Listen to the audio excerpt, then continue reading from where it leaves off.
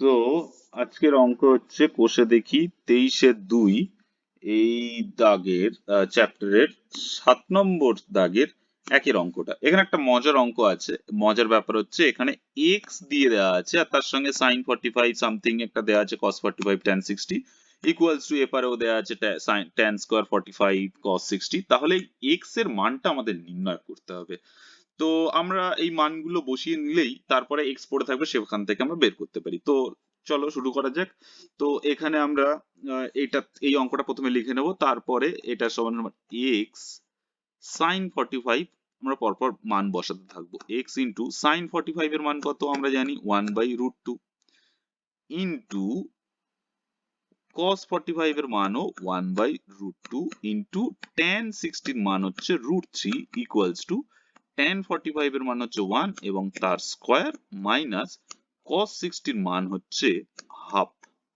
এইটা আমাদের পড়ে রইল। তো এটা সমান সমান x ইন্টু এই পোর্শনটা নিয়ে যদি আমরা কাজ করি তাহলে কি দাঁড়াচ্ছে, √2 ইন্টু √2 গুণ হয়ে গেলে নিচে পড়ে গেল 2 and 1 into 1 into √3 একে একে গুণ করলে 1 into √3 গুণ করলে √3 equals to 1, এখানে তো 1 এর স্কয়ার হচ্ছে 1 মাইনাস হাফ। তাহলে বা এখানে অর তো x √3/2 equals to এটা করলে কি হয় 2 minus 1/2 or x √3/2 equals to 1/2।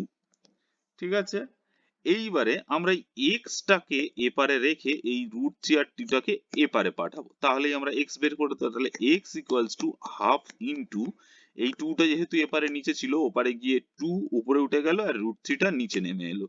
কিন্তু এখানে আমরা দেখতে পাচ্ছি এই 2 আর এই 2 কেটে দেওয়া যায়, তাহলে পড়ে রইল কি 1/√3। তাহলে আমরা বলতে পারি অতএব এক্স ইকুয়ালস টু 1/√3। এটা হয়ে গেল এক্স এর মান।